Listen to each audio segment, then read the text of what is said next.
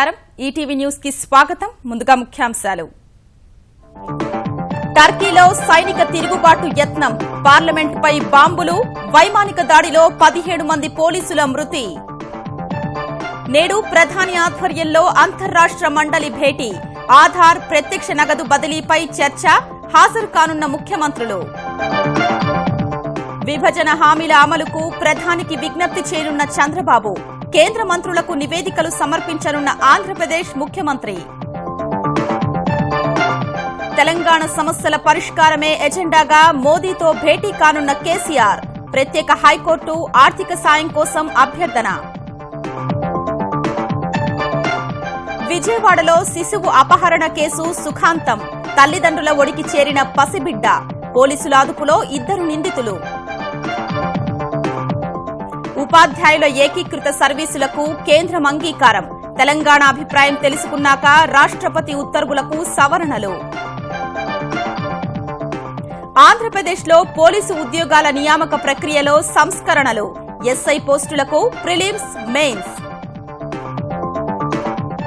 ఆంధ్రప్రదేశ్లో వైద్య సేవల విస్తృతికి మిలిందా ఫౌండేషన్ సహకారం కార్యాచరణపై చంద్రబాబుతో బిల్ గేట్స్ టెలికాన్ఫరెన్స్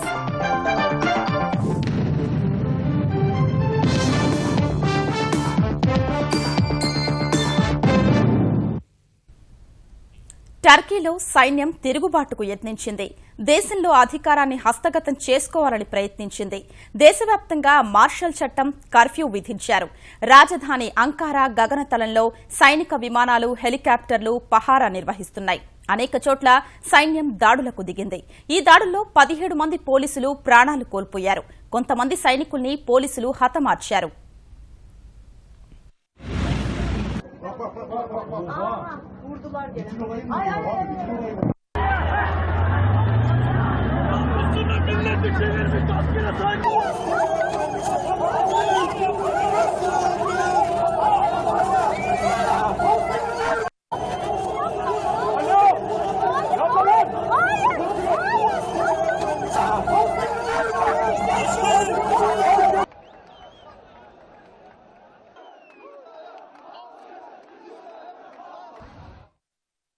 సైనిక తిరుగుబాటుతో టర్కీ రణరంగంగా మారింది పార్లమెంట్ జాతీయ నిఘా సంస్థ కేంద్ర కార్యాలయం సహా పలుచోట్ల సైన్యం బాంబు దాడులకు దిగింది జాతీయ నిఘా సంస్థ వద్ద 2 భారీ పేలుళ్లు సంభవించాయి అంకారాలోని గోల్బాసీ ప్రత్యేక కార్యాచరణ విభాగం వద్ద టర్కీ సైన్యం జరిపిన వైమానిక దాడిలో 17 మంది పోలీసు అధికారులు ప్రాణాలు కోల్పోయారు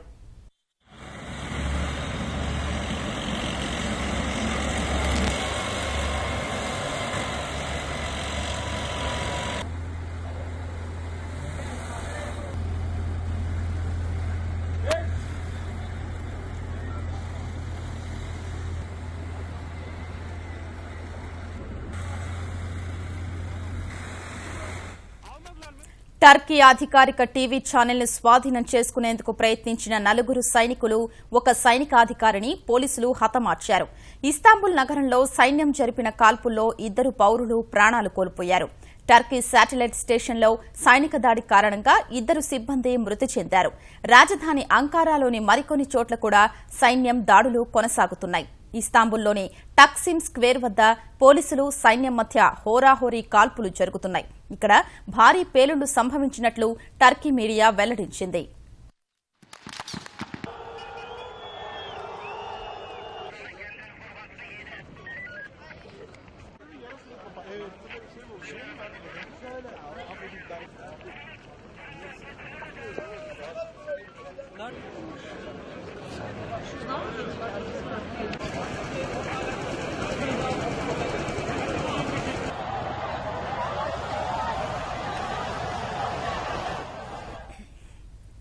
టర్కీలో సైనిక తిరుగుబాటును ఆ దేశ ప్రధాని అధ్యక్షుడు ఖండించారు ప్రజలు వీధుల్లోకొచ్చి ప్రభుత్వానికి బాసటగా నిలవాలని అధ్యక్షుడు ఎర్డోగాన్ పిలుపునిచ్చారు టర్కీ సైన్యానికి వ్యతిరేకంగా ప్రజలు పెద్ద ఎత్తున వీధుల్లోకొచ్చి నిరసన తెలుపుతున్నారు సైన్యాన్ని అడ్డుకునేందుకు ప్రయత్నిస్తున్నారు ఇస్తాంబుల్లోని అటాటర్క్ విమానాశ్రయానికి చేరుకున్న ఎర్డోగాన్ కు ప్రజలు పెద్ద ఎత్తున మద్దతు పలికారు దేశవ్యాప్తంగా దాదాపుగా పరిస్థితి అదుపులోనే ఉందని టర్కీ ప్రధాని ప్రకటించారు నిరంకుశ పాలన, పెరిగిన ఉగ్రవాదం కారణంగానే తిరుగుబాటు చేసినట్లు సైన్యం పేర్కొంది. టర్కీలో పరిస్థితి సాధారణ స్థాయికి వచ్చే వరకు భారతీయులు ఇళ్లల్లోనే ఉండాలని టర్కీలోని భారత రాయబార కార్యాలయం సూచించింది. టర్కీలో ప్రజాస్వామ్యయుతంగా ఎన్నికైన ప్రభుత్వానికే మద్దతిస్తున్నట్లు అమెరికా పేర్కొంది.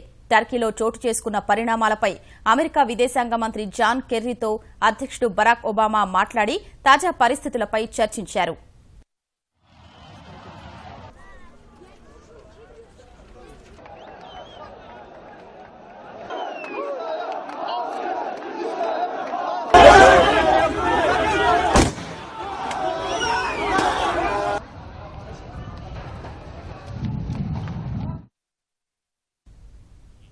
దేశ అంతర్గత భద్రత, ఆర్థిక, సామాజిక, అంతర్రాష్ట్ర సంబంధాలు తదితర అంశాలపై చర్చించేందుకు ప్రధానమంత్రి నరేంద్ర మోదీ అధ్యక్షతన నేడు అంతర్రాష్ట్ర మండలి సమావేశం జరగనుంది. అన్ని రాష్ట్రాల ముఖ్యమంత్రులతో పాటు 17 మంది కేంద్ర మంత్రులు ఈ సమావేశానికి హాజరు కానున్నారు. 10 ఏళ్ల తరువాత ఈ సమావేశం నిర్వహిస్తున్నారు. 2006లో మన్మోహన్ సింగ్ ప్రధానిగా ఉన్న సమయంలో చివరిసారి అంతర్రాష్ట్ర మండలి భేటీ అయ్యింది. కేంద్ర, రాష్ట్ర సంబంధాలపై పూంజీ కమిషన్ సిఫార్సులు, ఆధార్ కార్డు వినియోగం, నగదు బదిలీ విధానం, విద్యా నైపుణ్యత మెరుగు, అంతర్గత భద్రత వంటి అనేక అంశాలపై సమావేశంలో చర్చించనున్నారు. అమరావతి ప్రాంతంలో మౌలిక వసతుల నిర్మాణం కోసం 13,000 హెక్టార్ల అటవీ భూమిని తక్షణమే ఆంధ్రప్రదేశ్కు మళ్లించాలని ముఖ్యమంత్రి చంద్రబాబు కేంద్రాన్ని కోరనున్నారు. అంతర్రాష్ట్ర మండలి సమావేశంలో పాల్గొనేందుకు నేడు హస్తినలో పర్యటించనున్న ఆయన విభజన చట్టం ప్రకారం కేంద్ర ప్రభుత్వం వద్ద వివిధ దశల్లో పెండింగ్లో ఉన్న అంశాలతో సుదీర్ఘ నివేదిక రూపొందించారు. దీనిపై అంతర్రాష్ట్ర మండలి సమావేశంలో చర్చించడం సహా శాఖల వారీగా అంశాల్ని కేంద్ర మంత్రులకు సమర్పించనున్నారు. ఆంధ్రప్రదేశ్ ప్రయోజనాలు కాపాడడమే ప్రధాన ఎజెండాగా ముఖ్యమంత్రి చంద్రబాబు ఢిల్లీలో ప్రధాని నరేంద్ర మోదీ అధ్యక్షతన జరిగే అంతర్రాష్ట్ర మండలి సమావేశంలో తన వాణి వినిపించనున్నారు. ప్రధానమైన డిమాండ్లతో చంద్రబాబు ఓ నివేదిక తయారు చేశారు. రాజధాని ప్రాంతంలో మౌలిక వస్తుల పనులు చేపట్టడానికి వీలుగా 13,267.12 హెక్టార్ల అటవీ భూమిని ఆంధ్రప్రదేశ్కు మళ్లించడం, 21,404 కోట్ల రూపాయలుగా ఉన్న రెవెన్యూ లోటులో ఇప్పటి వరకు ఇచ్చిన 2,803 కోట్ల రూపాయలు మినహాయించి మిగిలిన మొత్తం వెంటనే విడుదల చేయడం, పారిశ్రామిక ప్రాంగణాల అభివృద్ధికి 1,500 కోట్ల రూపాయలు, విజయవాడ మెట్రో నిర్మాణం కోసం 2016-17లో 4,000 కోట్ల రూపాయలు కేటాయించడం, అమరావతి ప్రాంతంలో పెట్టుబడులను ప్రోత్సహించడానికి వీలుగా 10 ఏళ్ల పాటు 100% ఎక్సైజు సుంకం, 5 ఏళ్ల పాటు 100% ఆదాయపు పన్ను మినహాయింపు ఇవ్వడం, ఆంధ్రప్రదేశ్కు ప్రత్యేక హోదా కల్పించి విదేశీ రుణంలో 90% గ్రాంటుగా మంజూరు చేయడం వంటి డిమాండ్లు ఈ నివేదికలో ఉన్నాయి. పోలవరం ప్రాజెక్టుపై ఆంధ్రప్రదేశ్ ప్రభుత్వం 2,511 కోట్ల రూపాయలను ఖర్చు చేస్తే కేంద్రం 835 కోట్ల రూపాయలు మాత్రమే తిరిగి చెల్లించింది. మిగిలిన 1,676 కోట్ల రూపాయలు తక్షణం చెల్లించాలని చంద్రబాబు కోరనున్నారు. అంతేకాకుండా 2016-17 బడ్జెట్లో పోలవరానికి 4,000 కోట్ల రూపాయలు విడుదల చేయాలని విజ్ఞప్తి చేయనున్నారు.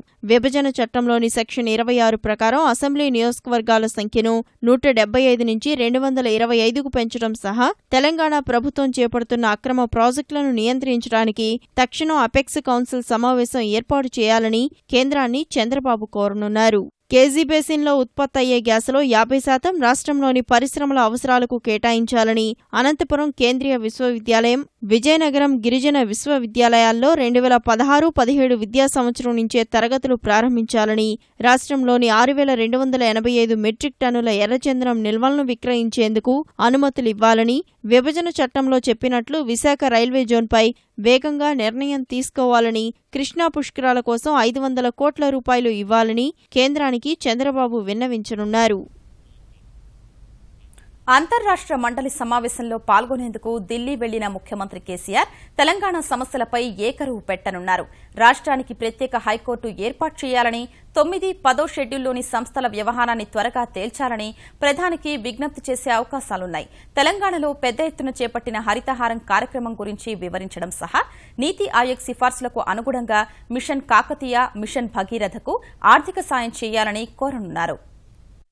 ఢిల్లీ పర్యటనలో ప్రధాని నరేంద్ర మోదీని ప్రత్యేకంగా కలిసి రాష్ట్రానికి సంబంధించిన పలు అంశాలపై ప్రత్యేకంగా చర్చించాలని తెలంగాణ ముఖ్యమంత్రి కేసీఆర్ భావిస్తున్నారు. ప్రత్యేకించి హైకోర్టు విభజన ప్రక్రియ సత్వరమే పూర్తి చేయాలని ప్రధానిని కోరనున్నారు. న్యాయాధికారుల కేటాయింపుల కారణంగా రేకెత్తిన ఆందోళనలు, తలెత్తిన పరిణామాలను వివరించనున్నారు. ఇందుకు సంబంధించి ప్రత్యేక నివేదిక సిద్ధం చేసినట్లు సమాచారం. విభజన చేస్తే 2 హైకోర్టులకు కావలసిన భవనాలు, మౌలిక వస్తువులను కూడా కల్పిస్తామని ఇందులో పేర్కొన్నట్లు తెలుస్తోంది.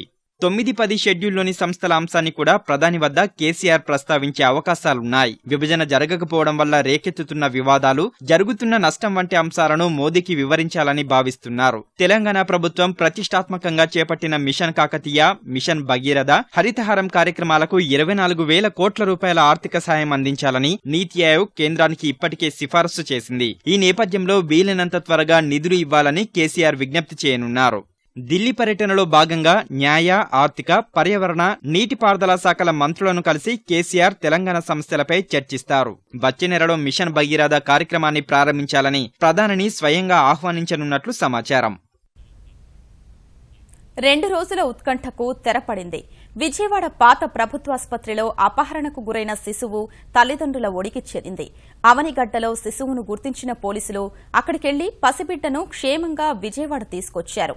2 నిందితుల్ని అదుపులోకి తీసుకుని ప్రశ్నిస్తున్నారు.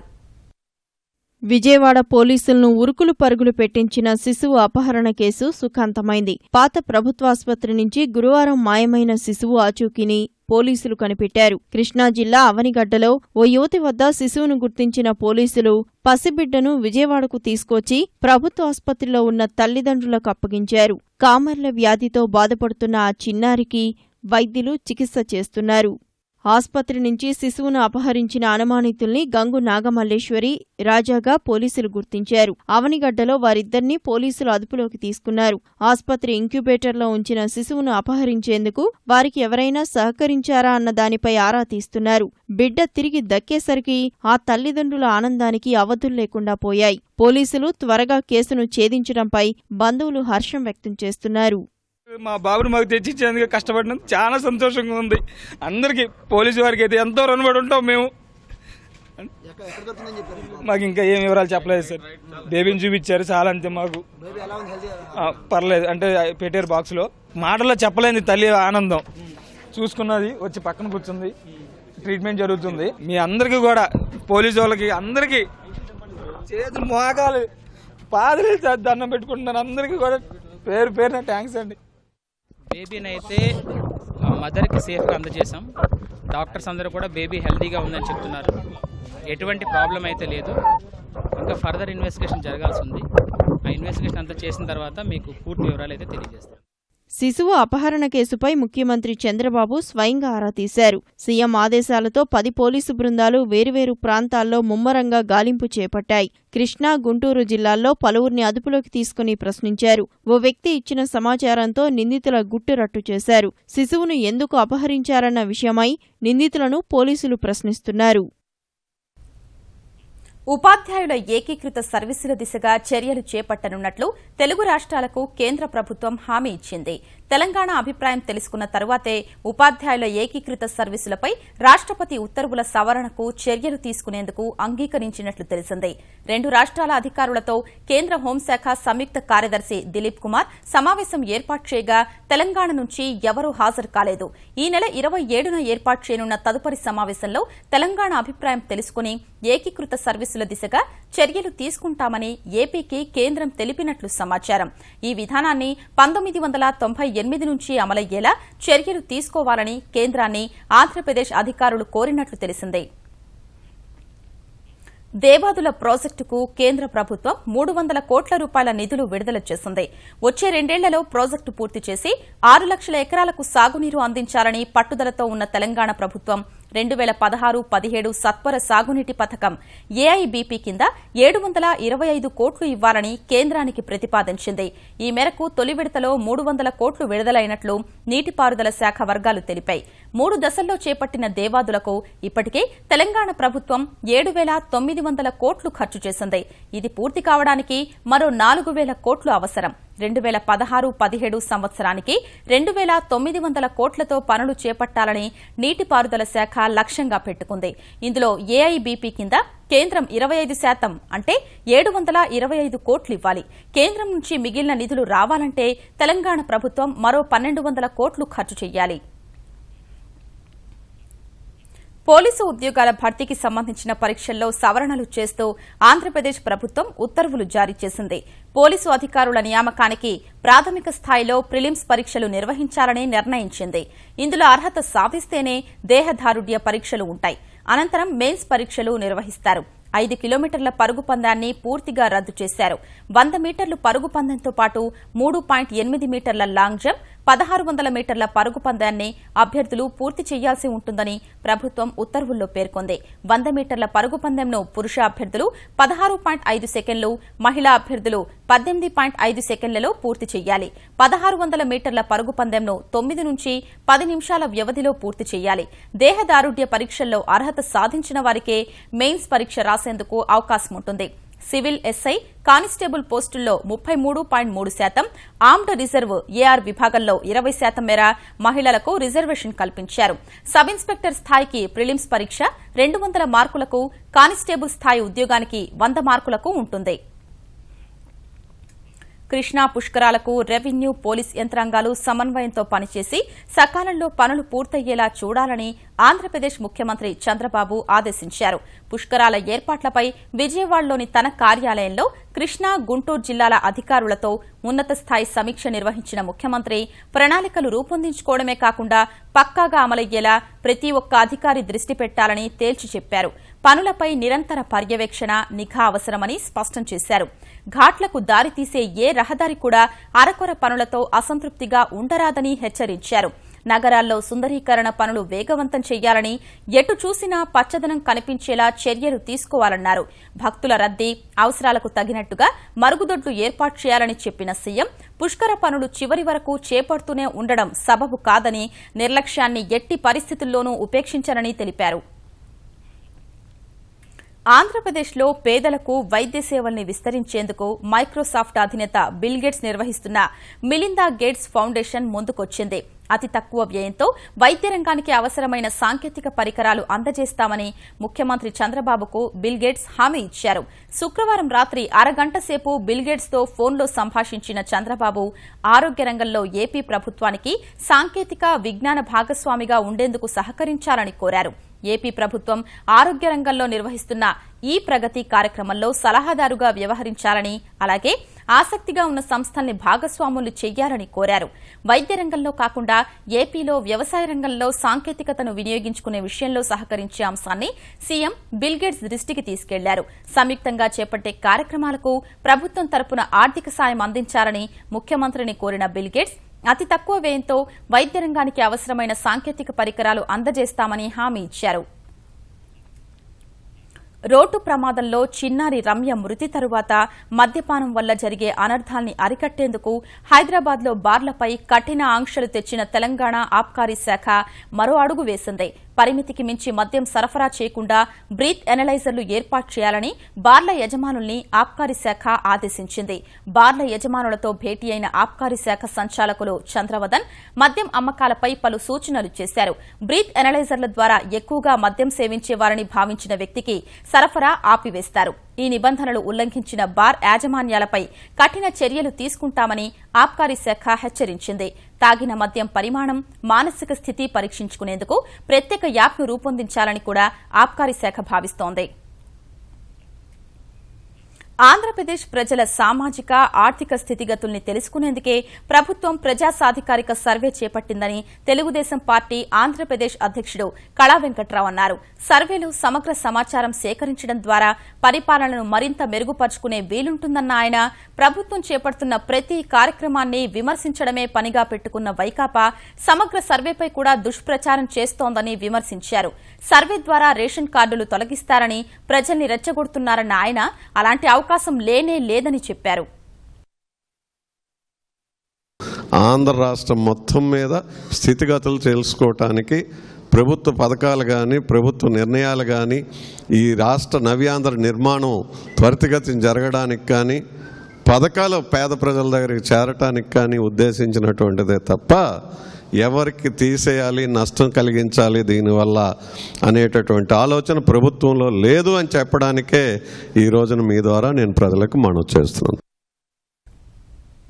తెలంగాణలో విధులు నిర్వర్తిస్తున్న 18,000 మంది హోంగార్డుల సమస్యల పరిష్కారానికి చొరవ చూపాలని తెలంగాణ రాజకీయ ఐకాస చైర్మన్ కోదండరాం తెలంగాణ డీజీపీ అనురాగ్ శర్మకు విజ్ఞప్తి చేశారు. రంగారెడ్డి జిల్లా ఎస్పీ ఇంట్లో హోంగార్డులు ఎదుర్కొన్న సమస్యలపై అనురాగ్ శర్మతో చర్చించిన కోదండరాం ఆ ఘటనపై పూర్తి విచారణ నిర్వహించి బాధితులకు న్యాయం చేయాలని కోరారు. హోంగార్డుల వేతనాలు పెంచడం సహా ఉద్యోగాల క్రమబద్దీకరణకు చర్యలు తీసుకోవాలని డీజీపీని కోరారు. ఎక్కువ మార్కుల కోసం తల్లిదండ్రులు పిల్లల్ని ఒత్తిడి చేసే విద్యా విధానంలో మార్పు రావాల్సిన అవసరముందని ప్రముఖ సినీ దర్శకుడు రాజమౌళి అభిప్రాయపడ్డారు. ఆ దిశగా ప్రభుత్వాలు వెంటనే చర్యలు తీసుకోవాలని కోరారు. విద్యా వ్యవస్థలో రావాల్సిన మార్పులపై అంజు బాబుఖాన్ రాసిన పుస్తకాన్ని రాజమౌళి హైదరాబాద్లో ఆవిష్కరించారు. What do you want to do with a child's life? See, you want to make her an engineer or a doctor. You want to have her settled with a good career, earn good money, and ultimately you want her to be happy. But if you're torturing her like that all through her life, what is the purpose of it? I would say this is like the government should immediately take this up and change the whole educational system. Make the children happy, make them be happy. Then only they can learn much more than what you're trying to push them into their brains. Arunachal Pradesh రాజకీయాలు రసకందాయంలో పడ్డాయి. శాసనసభలో ఇవాళ బలపరీక్ష ఎదుర్కోవాల్సిన ముఖ్యమంత్రి నబంతుకి మరో 10 రోజులు గడువు కావాలని కోరగా అందుకు తాత్కాలిక గవర్నర్ తథాగతరాయ్ తిరస్కరించిన నేపథ్యంలో ఏం జరుగుతుందో అనే దానిపై ఉత్కంఠ నెలకొంది. 60 మంది సభ్యులున్న అరుణాచల్ ప్రదేశ్ అసెంబ్లీలో తనకు 43 మంది మద్దతు ఉందని మాజీ సీఎం కలిఖోపుల్ ప్రకటించారు. పీపుల్స్ పార్టీ ఆఫ్ అరుణాచల్ అధినేత అయిన ఆయనకు 14 మంది కాంగ్రెస్ తిరుగుబాటు ఎమ్మెల్యేలు, 11 మంది భాజపా ఎమ్మెల్యేలు, 2 స్వతంత్రులు మద్దతునిస్తున్నారు. సభాపతి అనర్హులుగా ప్రకటించిన కాంగ్రెస్ తిరుగుబాటు ఎమ్మెల్యేలకు బలపరీక్షలో ఓటేయటానికి అనుమతిస్తారా లేదా అన్నది కలిఖోపుల్కు సవాల్గా మారింది. వీరిని అనర్హులుగా చేయకుండా ఉండేందుకు సభాపతిపై అవిశ్వాస తీర్మానం ప్రవేశపెట్టే యోచనలో ఉన్నారు. సభాపతిపై అవిశ్వాస తీర్మానం ఆమోదం పొందితే నబంతుకి ప్రభుత్వం పడిపోయి కలిఖోపుల్ తిరిగి ప్రభుత్వ పగ్గాలు చేపట్టడం ఖాయంగా కనిపిస్తోంది. హిజ్బుల్ కమాండర్ బుర్హాన్ వానీ ఎన్కౌంటర్తో ఓవైపు జమ్మూ కశ్మీర్ అట్టుడుకుతూ ఉంటే పాకిస్తాన్ రెచ్చగొట్టే చర్యలకు దిగుతోంది. బుర్హాన్ ఎన్కౌంటర్కు నిరసనగా ఈ నెల 19న బ్లాక్ డే పాటిస్తామని స్వయంగా పాక్ ప్రధాని నవాజ్ షరీఫ్ వివాదాస్పద ప్రకటన చేశారు. బుర్హాన్ వానీని అమరవీరుడిగా అభివర్ణించిన నవాజ్ షరీఫ్ ప్రస్తుత పరిస్థితుల్లో కశ్మీర్ ప్రజలకు సంఘీభావం ప్రకటిస్తున్నట్లు తెలిపారు. కశ్మీర్లో నెలకొన్న పరిస్థితుల నేపథ్యంలో మంత్రివర్గాన్ని ప్రత్యేకంగా సమావేశపరిచిన పాక్ ప్రధాని స్వయం నిర్ణయ హక్కు కోసం కశ్మీరీలు చేస్తున్నది స్వతంత్ర పోరాటంగా అభివర్ణించారు. పాకిస్తాన్ ప్రధాని చర్యల్ని భారత్ తీవ్రంగా పరిగణించింది. నవాజ్ ప్రకటనను ఖండించిన విదేశాంగ శాఖ అధికార ప్రతినిధి వికాస్ స్వరూప్ నిషిద్ధ సంస్థలకు చెందిన ఉగ్రవాదులకు మద్దతు తెలపడం పాక్ మానుకోవాలని సూచించారు. పెట్రోల్, డీజిల్ ధరలు మళ్లీ తగ్గాయి. పెట్రోల్ ధరను లీటర్కు ₹2.25, డీజిల్ ధరను లీటర్కు 42 పైసలు తగ్గించినట్లు దేశంలో అతిపెద్ద ఇంధన సంస్థ ఐఓసీ తెలిపింది. అంతర్జాతీయంగా ముడి చమురు ధరలు తగ్గడం, డాలర్తో పోలిస్తే రూపాయి మారక విలువ కాస్త మెరుగుపడ్డం చమురు ధరలు తగ్గడానికి కారణమయ్యాయి. తగ్గిన ధరలు అర్ధరాత్రి నుంచి అమల్లోకి వచ్చాయి. ఢిల్లీలో లీటరు పెట్రోల్ ధర ₹64.76 నుంచి ₹62.51కు చేరింది. లీటరు డీజిల్ ధర ₹54.70 నుంచి ₹54.28కు తగ్గింది. ఉగ్రవాదాన్ని ఎగదోసేలా ప్రసంగించారన్న ఆరోపణలు ఎదుర్కొంటున్న ముస్లిం మత ప్రబోధకుడు జకీర్ నాయక్ ఆ ఆరోపణల్ని తోసిపుచ్చారు. సౌదీ అరేబియా నుంచి టెలికాన్ఫరెన్స్ ద్వారా ముంబైలో విలేకరులతో మాట్లాడిన జకీర్ తాను వచ్చే ఏడాది వరకు స్వదేశం వచ్చే ఆలోచన లేదన్నారు. బంగ్లాదేశ్ రాజధాని ఢాకాలో జరిగిన ఉగ్రదాడిలో పాల్గొన్న ఉగ్రవాదుల్లో ఒకరు జకీర్ ప్రసంగాల ద్వారానే ఉగ్రబాట పట్టినట్లు చేస్తున్న ఆరోపణల్ని ఖండించారు. గూగుల్లో గత దశాబ్ద కాలంలో నెటిజన్లు అత్యధిక సార్లు వెతికిన సినీ తారల జాబితాలో సల్మాన్ ఖాన్, సన్నీ లియోని అగ్రస్థానంలో నిలిచారు. కథానాయకుల్లో సల్మాన్ తొలి స్థానంలో నిలిస్తే షారుఖ్ ఖాన్, అక్షయ్ కుమార్ ఆ తర్వాత ఉన్నారు. కత్రినా కైఫ్, కరీనా కపూర్, దీపికా పడుకొనే, ప్రియాంక చోప్రా వంటి అగ్రశ్రేణి కథానాయకుల్ని వెనక్కి నట్టిన సన్నీ లియోనీ గూగుల్ శోధనల్లో తొలి స్థానం దక్కించుకుంది. సీనియర్ నటుల విషయంలో సూపర్ స్టార్ అమితాబ్ బచ్చన్, రేఖ ముందంజలో ఉన్నారు. అత్యధిక మంది నెటిజన్లు శోధించిన దర్శకుల జాబితాలో ప్రభుదేవా ముందుంటే హనీసింగ్ గాయకుల జాబితాలో ముందున్నాడు. భారత్లో చరవాణి ద్వారా ఇంటర్నెట్లో శోధించే వారిలో ప్రతి 10 మందికి ఒకరు సినిమాకు సంబంధించినవి చూస్తున్నందున ఆ విభాగంలో నెటిజన్లకు మెరుగైన సేవలు అందించేందుకు ప్రత్యేక చర్యలు చేపడుతున్నట్లు గూగుల్ తెలిపింది. ఈటీవీ న్యూస్ సమాప్తం. నమస్కారం.